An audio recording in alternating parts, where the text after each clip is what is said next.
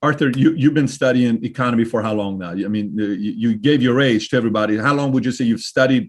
I would assume you're reading all the books that are out there. How long have you been studying economy?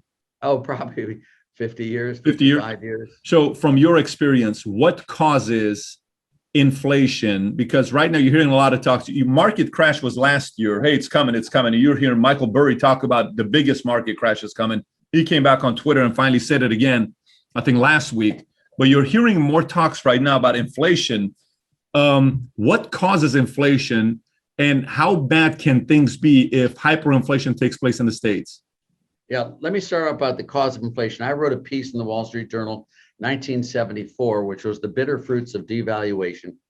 The US dollar had devalued, had gone off gold.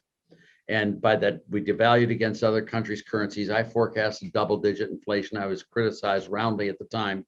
And the double-digit inflation did come because we devalued the currency versus the numeraire, which is gold, and the other countries. We don't have anything like that today. My view is that model I used back then no longer is applicable because we aren't pegged to gold. We aren't pegged to other currencies at all. What you will see, of course, is if inflation does hit, it will show up in the US dollar, which is not falling. It will show up in the 10-year bond yield, which is not rising, and it will show up in gold prices, which are not rising. So all today, I mean, Patrick, very seriously, I don't see any reason why specifically we should expect higher inflation in the near term.